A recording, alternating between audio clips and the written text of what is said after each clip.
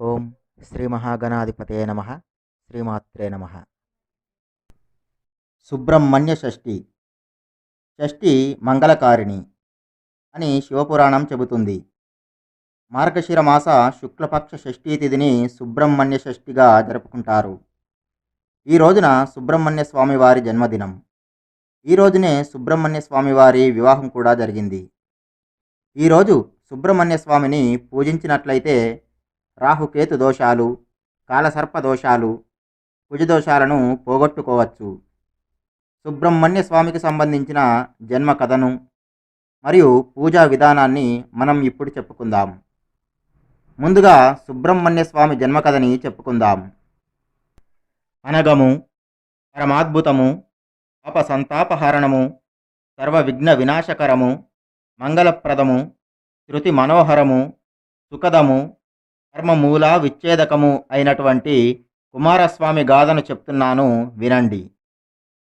పూర్వం శివుడు సతీదేవి వియోగం తర్వాత హిమాలయాల్లో తపస్సు చేయడం, పార్వతి శివునికి సేవలు చేయడం, అప్పుడు మన్మధుడు శివునిలో కామప్రచోదనం చేయడం కోసమని పుష్ప బాణాలతో బాణప్రయోగం చేయడము, అప్పుడు శివుడు మన్మధునిపై ఆగ్రహంతో మూడవ కన్ను తెరచి మన్మధుణ్ణి భస్మం చేయడము, శివుని కోసం పార్వతి తపస్సు చేయడం, శివుడు పార్వతిని పరీక్షించడం, ఆ పరీక్షలో పార్వతి నెగ్గడము, ఆ తర్వాత శివపార్వతుల వివాహం అందరు దేవతల సమక్షంలో జరగడం అయింది.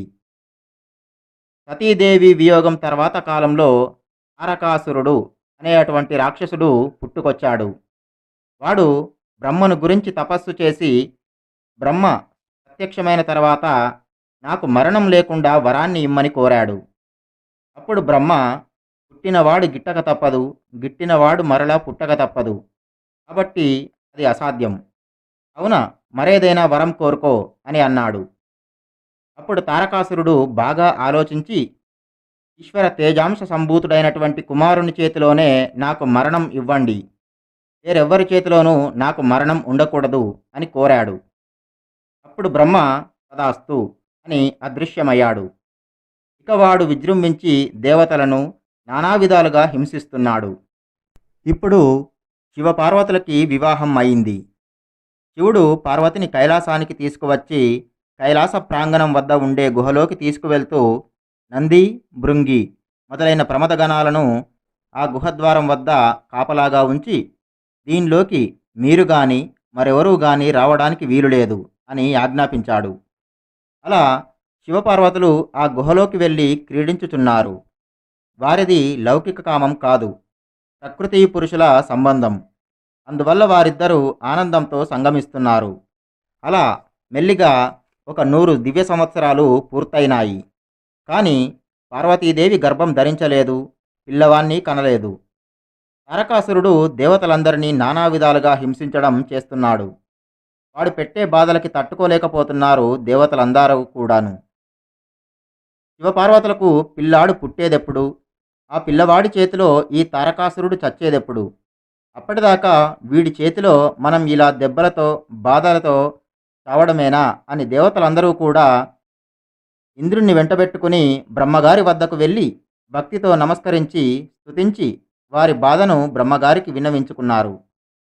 అప్పుడు బ్రహ్మదేవుడు, వరం ఇవ్వడం వరకే నా వంతు గాని సంహారం నేను చేయలేను కదా అని చెప్పి, పదండి మనం విష్ణుమూర్తి వద్దకు వెళ్ళి ఈ విషయాన్ని గురించి చర్చించుదాం అని ఆ దేవతలందరినీ వెంటబెట్టుకుని వైకుంఠానికి వెళ్ళాడు బ్రహ్మ.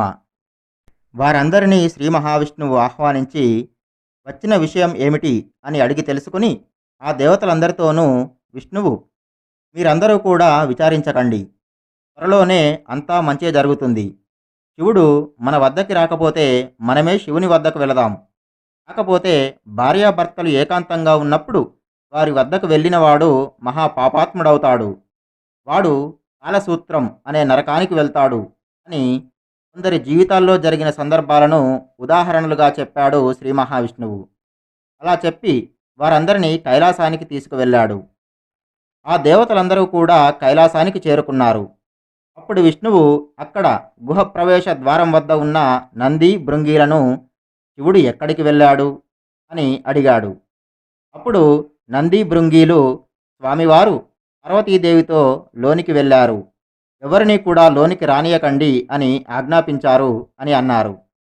అప్పుడు విష్ణువు ఆ దేవతలందరితో, మనం ఇక్కడే ఉండి శివుణ్ణి గురించి ప్రార్థిద్దాం, శివుణ్ణి మన వద్దకే రప్పిద్దాం అని, ఓ మహాదేవ, నరకాసుర పీడితులైన అమరులు నిన్ను శరణుగోరి వచ్చి ఉన్నారు, ద్వారం వద్ద వేచి ఉన్నారు అని ఆర్తితో రోదించారు. దేవతలందరితో పాటుగా స్తుతించాడు శ్రీ మహావిష్ణువు. ఆ గుహలో ఉన్న యోగ జ్ఞాన విశారదుడు మహాదేవదేవుడైనటువంటి శంకరుడు ఆ దేవతల ఆర్తనాదం విని పార్వతీదేవితో క్రీడిస్తున్నవాడు కాస్త అక్కడ అదృశ్యమై ఇక్కడ ద్వారం వద్ద తన కోసం ప్రార్థిస్తున్న దేవతల దగ్గర ప్రత్యక్షమయ్యాడు. వెంటనే ఆ దేవతలందరూ కూడా సాష్టాంగ నమస్కారం చేసి, ప్రభు, తెలుసో తెలియకో మీ జంటను విడదీసినట్లయితే మమ్మల్ని క్షమించండి అని ప్రాధేయపడ్డారు. దేవతలందరూ శివునితో, పార్వతీదేవి శక్తి స్వరూపిణి, మీరేమో తేజఃపుంజం, మీ ఇద్దరి శుక్ర శోణితములు కలిసి ఈ లోకంలో ఒక కొత్త ప్రాణి వస్తే ఆ ప్రాణిని మేము భరించగలమా? అతడు లోక కంటకుడవుతాడు. ఇటు దేవతలకి అటు రాక్షసులకి రెండు వర్గాల వారికి విరోధి అవుతాడు.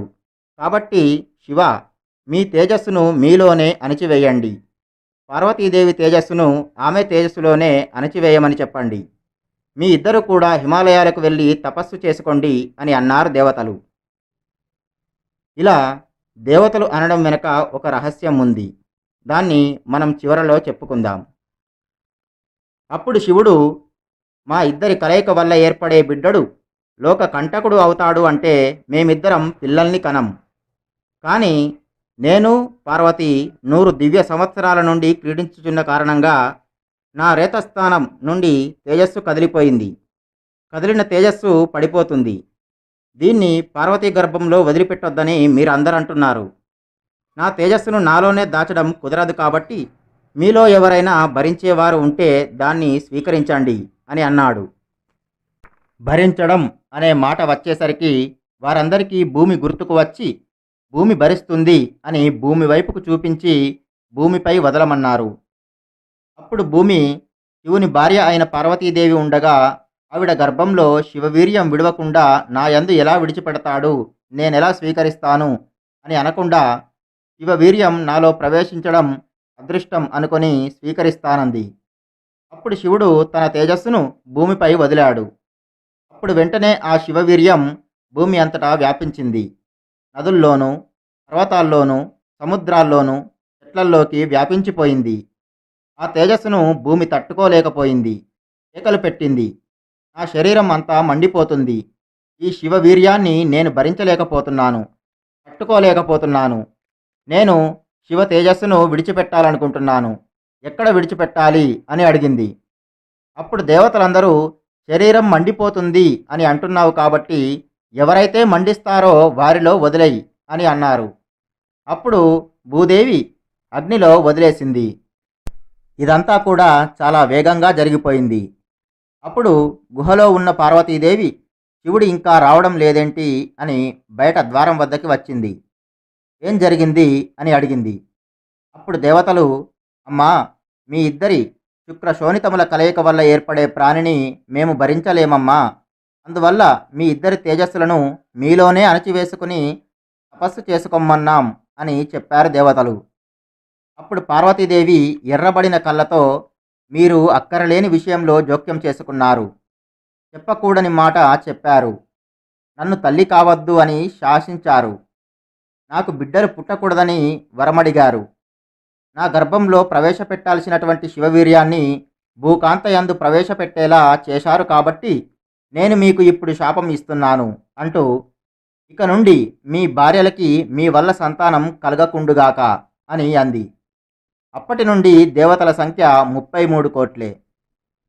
ఇప్పుడు పార్వతీదేవి ఆగ్రహంతో భూమి వైపుకు తిరిగి, నువ్వు ఒక స్త్రీ అయి ఉండి నా భర్త యొక్క తేజస్సును ఎలా స్వీకరించావు అంటూ భూమిని, నువ్వు భూమి అని పిలువబడినా నీకు అనేకమైనటువంటి స్థితి కలుగుతుంది. ఒకచోట నల్ల నేలగాను, ఒకచోట చౌటు నేలగాను, ఒకచోట ఎర్ర నేలగాను, ఒకచోట ఎడారిగాను, ఒకచోట పంట పండని నేలగాను, ఇలా నువ్వు రకరకాలుగా ఉంటావు. నీకు ఒక భర్త అని ఉండడు. నా భర్త వీర్యం పుచ్చుకున్నావు గనక నీకు ఎంతమంది భర్తలుంటారో లెక్క ఉండదు. ఏ తల్లి అయితే ఒక్కటి సహించదో ఆ ఒక్కటి నీ విషయంలో నిజమవుతుంది. నీ కొడుకులందరూ నీకు భర్తలవుతారు అని భూదేవిని శపించింది పార్వతీదేవి. దీనికి ఉదాహరణ భూమిపతి పతియే. అలాగే ఆ భూమిపతి పుత్రుడు కూడా తర్వాత కొంతకాలానికి భూమిపతే అవుతాడు. అలా దేవతలని భూదేవిని శపించి లోనికి వెళ్ళింది పార్వతీదేవి. అప్పుడు దేవతలందరూ చాలా బాధపడ్డారు. బ్రహ్మగారితో జరిగిన విషయాన్ని చెప్పారు. అప్పుడు బ్రహ్మగారు మీ అంశాలలో ఉండాల్సిన వానరులను అప్సరసలయందు, యక్షులయందు, గంధర్వ కిన్నెర వానర కాంతలయందు సృజించండి. మీ భార్యల వల్ల మీకు సంతానం ఉండదని చెప్పాడు. ఇప్పుడు అగ్నిహోత్రంలో ఉంది శివవీర్యం. దాన్ని మీ భార్యల యందు ప్రవేశపెడదామన్నా మీ భార్యల వల్ల మీకు సంతానం కలగదు. ఏం చేయడమా అని ఆలోచించి హిమవంతుని కూతుర్లలో పెద్ద కూతురు గంగాదేవి, రెండవ కూతురు పార్వతీదేవి. ఈ గంగాదేవి దేవతా స్త్రీలలోకి రాదు. ఆవిడ స్వర్గలోకంలో ప్రవహిస్తుంది. భూదేవి శివవీర్యం గ్రహించిందని శాపం ఇచ్చింది పార్వతి. అగ్నిహోత్రుణ్ణి నువ్వు మంచి చెడు అన్నీ భక్షిస్తావు అని శపించింది. మరి ఇప్పుడు ఈ శివవీర్యాన్ని ఎవరిలో ప్రవేశపెడదామా అని బాగా ఆలోచించి తనకి బిడ్డలు పుట్టలేదన్న బాధ, తన భర్త వీర్యం అక్కగారిలో ప్రవేశింపబడి దానివల్ల అక్క సంతానం పొందితే ఆ సంతానం తనకి కూడా సంతానం అవుతుంది కదా అని పార్వతీదేవి కోపగించుకోదు అని ఆలోచించి అప్పుడు అగ్ని స్వీకరించినటువంటి శివవీర్యాన్ని గంగాదేవిలో ప్రవేశపెట్టాలని నిర్ణయించుకున్నారు బ్రహ్మాది దేవతలందరూ కూడాను. అప్పుడు దేవతలందరూ కూడా అగ్నిహోత్రుని దగ్గరకు వెళ్ళి, ఓ అగ్నిదేవ, ఇది దేవకార్యం. నీలో ఉన్న శివవీర్యాన్ని తీసుకువెళ్ళి గంగాదేవిలో విడిచిపెట్టు. గంగాదేవి ప్రసన్నంగా పుచ్చుకుని కొడుకుని కన్నట్లయితే ఆ పిల్లవాడు పార్వతీదేవికి కూడా పుత్రుడే అవుతాడు. ఆ పిల్లవానికి సేనాధిపత్యం ఇద్దాం. అప్పుడు ఆ పిల్లవాడు ఆ తారకాసురుణ్ణి వధిస్తాడు. అందుకని నువ్వు వెళ్ళి గంగాదేవిని అడుగు అని దేవతలందరూ కూడా అగ్నిహోత్రునితో అన్నారు. అప్పుడు అగ్నిహోత్రుడు గంగాదేవి వద్దకు వెళ్ళి, అమ్మా గంగాదేవి, ఒక దేవకార్య నిమిత్తమై నీ దగ్గరికి వచ్చాను. అమ్మా, నువ్వు గర్భం ధరించాలి. నా వద్ద ఉన్నటువంటి శివతేజస్సును నువ్వు గ్రహించాలి అని జరిగినది అంతా కూడా చెప్పగా అప్పుడు దేవకార్య నిమిత్తమై ఆ గంగాదేవి ప్రసన్నంగా అగ్నిహోత్రుని నుండి శివతేజస్సును స్వీకరించింది. 33 కోట్ల మంది దేవతలందరూ కూడా శివకుమారుని జననం కోసం ఎదురు చూస్తున్నారు. గంగ గర్భం ధరించి బిడ్డని కంటుందా అని. ఆ తర్వాత కాసేపటికి గంగాదేవి పెద్దగా కేకలు పెడుతూ, ఈ శివవీర్యం వేడికి నాలోని నీరంతా ఉడికిపోతుంది. నేను భరించలేకపోతున్నాను. ఎక్కడ విడిచిపెట్టాలో చెప్పండి అని అంది. అప్పుడు దేవతలందరూ కూడా నీరసపడిపోయారు. అప్పుడు అగ్నిహోత్రుడు, నువ్వు తట్టుకోలేకపోతున్నావు కాబట్టి ఆ హిమాలయ పర్వత ప్రాంత పాదంలో శివ తేజస్సును విడిచిపెట్టు అని అన్నాడు. అప్పుడు గంగాదేవి అగ్నిహోత్రుడు చెప్పినట్లుగానే హిమాలయ ప్రాంత పాదంలో శివ తేజస్సును విడిచిపెట్టింది. అప్పుడు ఆ శివ తేజస్సు అక్కడ ఉన్నటువంటి రెల్లు దుబ్బుల్లో పడింది. అప్పుడు అక్కడ ఒక కాంతి కనబడింది. అప్పుడు మొదటగా బంగారం పుట్టి ఆ గడ్డి అంతా కూడా బంగారు వర్ణంలో ప్రకాశించిపోతుంది. ఆ తర్వాత వెండి పుట్టింది. మిగిలిన క్షారంలోంచి రాగి, ఇనుము పుట్టాయి. మిగిలిన మలంలోంచి తగరం, సీసం పుట్టాయి తప్ప పిల్లవాడు కనబడలేదు. పిల్లవాడు పుట్టలేదని దేవతలందరూ కూడా దిగాలు పడిపోయారు. అప్పుడు ఆ రెల్లు దుబ్బుల్లోంచి బ్రహ్మాండమైన కాంతులు మెరిసిపోతూ ఉండగా 6 ముఖాలతో అద్భుతమైన సౌందర్యంతో ఒక పిల్లవాడు పుట్టి పాల కోసం ఏడ్చాడు. పిల్లవాడు పుట్టాడు రోయ్ అని దేవతలందరూ కూడా సంతోషించి ఆ పిల్లవానిపై పువ్వుల వర్షాన్ని కురిపించారు. ఆ తర్వాత పిల్లవాడు పాల కోసం ఏడుస్తున్నాడు కాబట్టి కృత్తికలను పిలిచి ఆ పిల్లవానికి పాలిమ్మని అన్నారు. అప్పుడు కృత్తికలు, మేం పిల్లవానికి పాలిస్తాం కానీ ఈ పిల్లవాన్ని మా పేరుతో పిలుస్తారా అని అడిగారు. అప్పుడు దేవతలు పిల్లవానికి పాలు ఇవ్వకపోతే ఎలాగా అని ఆలోచించి, సరే మీ పేరు మీదుగా ఈ పిల్లవాన్ని కార్తికేయుడు అని పిలుస్తారు అని అన్నారు.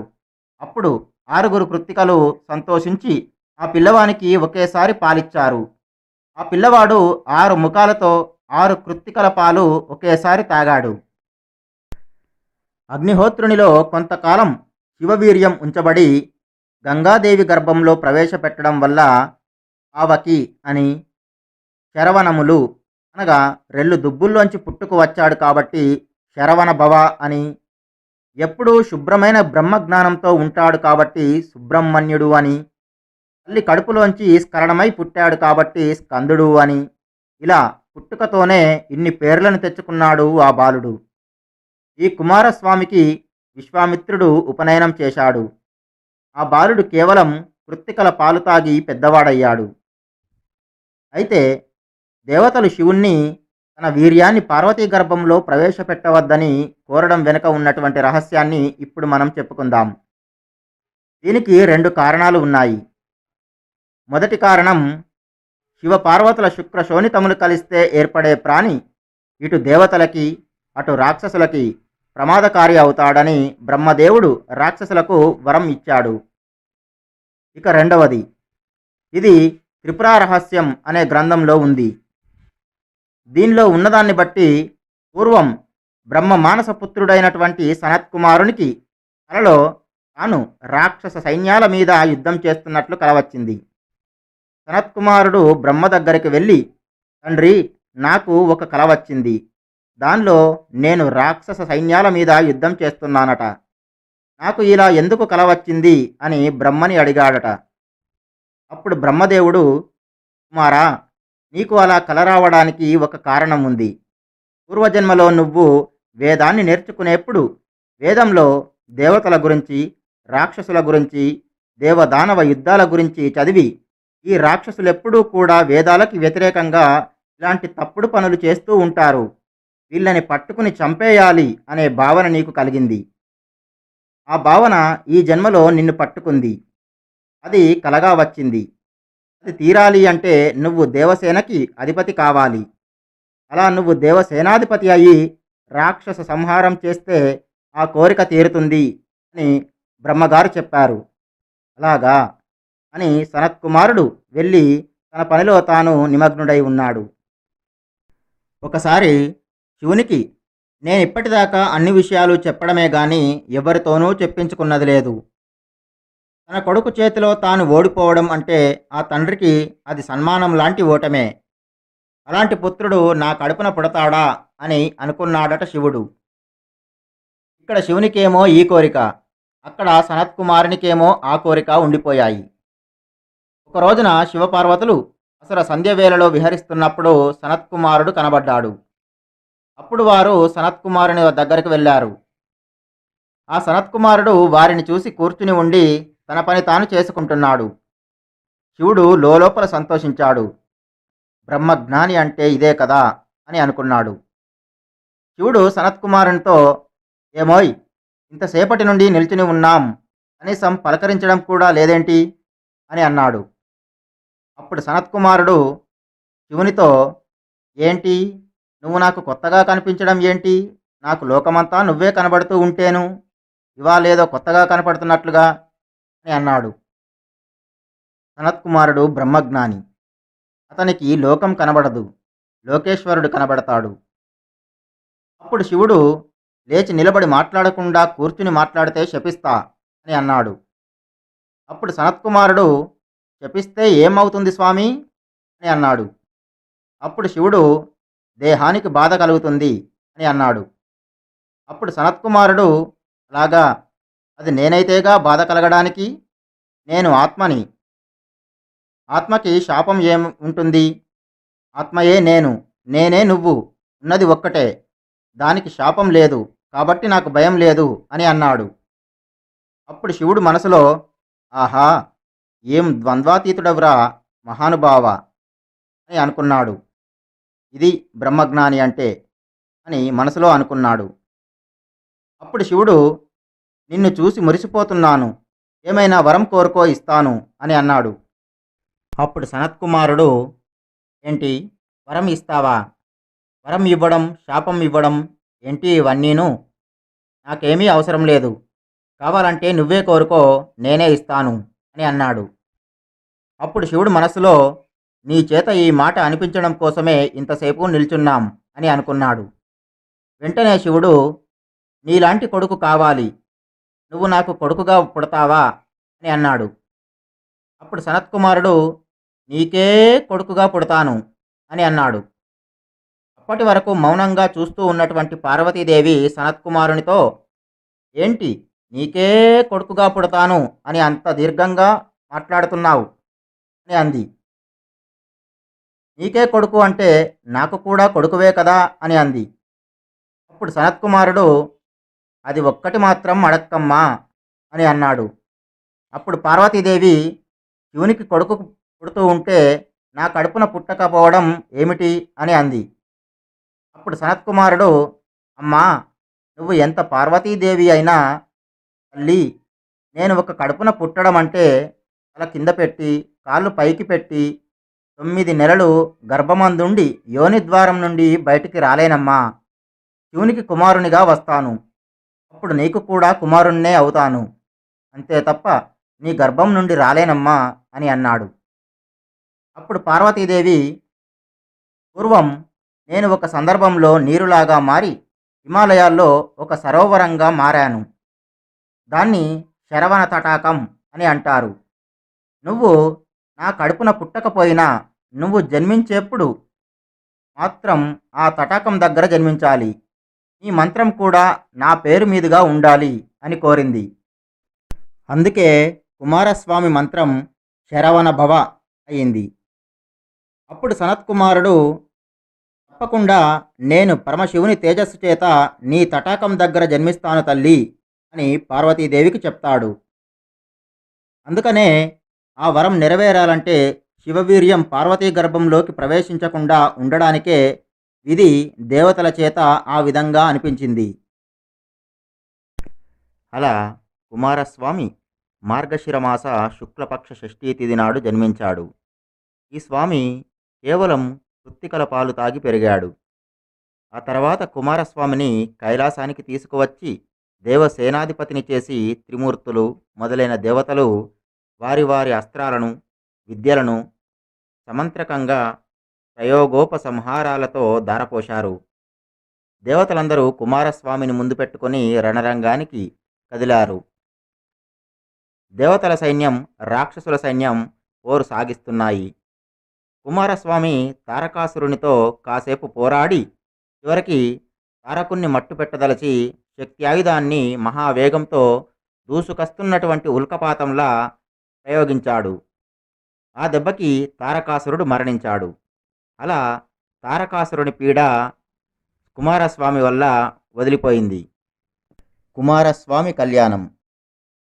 శివపార్వతులిద్దరూ కూడా గణపతి కుమారస్వామిలలో గణాలకి అధిపతి ఎవరు అని వారిద్దరికీ ఒక పోటీ పెట్టారు. భూమి చుట్టూ 3 ప్రదక్షిణలు చేసి ఎవరైతే వారి వద్దకు త్వరగా వస్తారో వారికి గణాధిపత్యం ఇస్తామని అన్నారు. అప్పుడు కుమారస్వామి తన మయూర వాహనం మీద వెళ్ళిపోయాడు. గణపతి మాత్రం బాగా ఆలోచించి పార్వతీ పరమేశ్వరుల చుట్టూ 3 ప్రదక్షిణలు చేశాడు. తల్లిదండ్రుల చుట్టూ ప్రదక్షిణ చేస్తే భూప్రదక్షిణం చేసిన పుణ్యం వస్తుంది. అలా గణపతి గణాలకు అధిపతి అయ్యాడు. ఆ తర్వాత సిద్ధి బుద్ధిలను వివాహం చేసుకున్నాడు. కుమారస్వామి భూప్రదక్షిణ చేసి వచ్చేసరికి గణపతి గణాలకు అధిపతి అయ్యాడు. అప్పుడు కుమారస్వామి అలిగి, నేను భూలోకానికి వెళ్తున్నానని శ్రీశైలంలో ఉన్నటువంటి క్రౌంచ పర్వతం వద్దకి వెళ్ళాడు. ఆ ప్రాంతం అంతా కూడా అరణ్యమయం. ఆ అరణ్యంలో ఒక కోయదొర ఉన్నాడు. ఆయనకి ఒక కూతురు. ఆ కోయదొర కూతురిని చూసి కుమారస్వామి ప్రేమలో పడ్డాడు. ఆ కోయదొర దగ్గరికి వెళ్ళి, నీ కూతురిని నాకు ఇచ్చి పెళ్లి చేయమని అడిగాడు. అప్పుడు ఆ కోయదొర, నువ్వెవరు అని అడిగాడు. నేను కుమారస్వామిని, శివుని కుమారుణ్ణి అని చెప్పాడు. అలాగా, అయితే నీకు నా కూతురిని ఇచ్చి పెళ్లి చేయడానికి నాకు అభ్యంతరం లేదు, కానీ మాకొక నియమం ఉంది, చెబుతాను విను. నేను ఆదిశేషునికి భక్తుణ్ణి. ఆయన్ని రోజు పూజించాను. ఆయన ప్రసన్నుడయ్యాడు. నేను నాకు ఒక కూతురిని ప్రసాదించండి అని అడిగాను. అప్పుడు ఆయన, నీ జాతకంలో నీకు కన్న బిడ్డలు ఉండే అదృష్టం లేదు. కానీ నువ్వు నా భక్తుడివి గనక నీకు ఒక వరం ఇస్తున్నాను. నా కుమారుల్లో కుముదుడు అనే వాడి కూతురిని నీకు దత్తపుత్రికగా ఇస్తాను. పెంచుకో. ఆ అమ్మాయి పేరు వల్లి అని చెప్పాడు. అప్పుడు నేను సరే అని ఆదిశేషుడు నాకు ఇచ్చినటువంటి ఈ అమ్మాయిని కన్న కూతురిలా పెంచుకుంటున్నాను. ఈ అమ్మాయిని నువ్వు పెళ్లి చేసుకోవాలంటే నువ్వు మా జాతివాడిగా మారాలి అని అంటే, అప్పుడు కుమారస్వామి వల్లి మీద ప్రేమతో ఆమెను పెళ్లి చేసుకోవడానికి బోయవాడయ్యాడు. ఆ తర్వాత వల్లి దగ్గరకు వెళ్ళి నీకోసమని కులం మారి మరీ వచ్చాను అని అంటే, అప్పుడు వల్లి కుమారస్వామితో నాకు కూడా ఒక కోరిక ఉంది. మా నాన్నగారి కోరిక మేరకు బోయవాడివయ్యావు. ఇప్పుడు నా కోసం నువ్వు పాములా మారాలి. నేను ఆదిశేషుని మనవరాలిని, కుముదుడి కూతురిని, సర్పదేవతని. కాబట్టి నా కోసం నువ్వు తెల్లని సర్పంగా మారినట్లయితే అప్పుడు నేను నిన్ను పెళ్లి చేసుకుంటాను అని అంది. అప్పుడు కుమారస్వామి వల్లి కోసమని శ్వేత సర్పంలాగా మారాడు. అలా కుమారస్వామి శ్వేత సర్పంలాగా మారిన తిథి కూడా మార్గశిర మాస శుక్లపక్ష షష్ఠియే.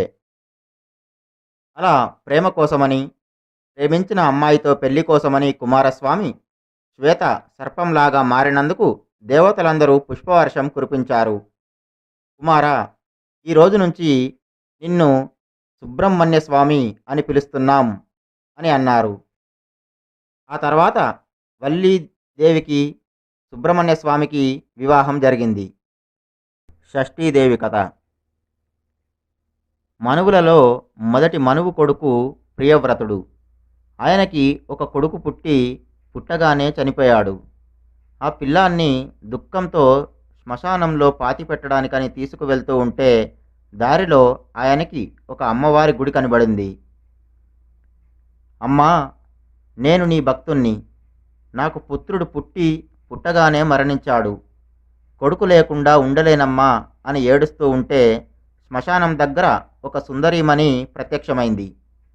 అప్పుడు అతడు, ఎవరు తల్లి నీవు అని అడిగితే, నేను అమ్మవారి యొక్క శక్తిని. నా పేరు మంగళషష్ఠి. నేను మార్గశిర మాసంలో శుక్లపక్షంలో షష్ఠీ తిథిన పుట్టాను. నేను బ్రహ్మ మానస పుత్రికను. నేను కుమారస్వామికి భార్యను అయ్యాను. నాకే దేవసేన అని మరొక పేరు. నువ్వు నన్ను భక్తితో పూజించు, నేను నీ కొడుకుని బ్రతికిస్తాను అని అంది. అప్పుడు అతడు దేవసేనను పూజించాడు. దేవసేన అతని కుమారుణ్ణి బ్రతికించింది. అప్పుడు షష్ఠీదేవి, నన్ను సంపెంగ పూలు లేదా తెల్లని పువ్వులతో పూజించి చిమ్మిలి, చలిమిడి, పానకం నైవేద్యంగా పెట్టి అది ప్రసాదంగా ఎవరైతే స్వీకరిస్తారో, ఇంకా నేను నీ కొడుకుని బ్రతికించినటువంటి ఈ కథను ఎవరైతే శ్రద్ధగా వింటారో వారికి ఆయువునిస్తాను అని చెప్పింది. కాబట్టి ఈ సుబ్రహ్మణ్య షష్ఠి రోజున తప్పకుండా షష్ఠీదేవి స్తోత్రాన్ని చదవాలి. సుబ్రహ్మణ్య స్వామి పూజా విధానం. ఈ రోజున సూర్యోదయం కన్నా ముందే నిద్రలేచి కాలకృత్యాలు తీర్చుకొని ఇంటిని శుభ్రపరచుకొని తలస్నానం చేసి విభూది ధరించాలి. ఇంట్లో కానీ, పుట్ట దగ్గర కానీ, దేవాలయాల్లో కానీ సుబ్రహ్మణ్య స్వామికి పూజ చేయాలి.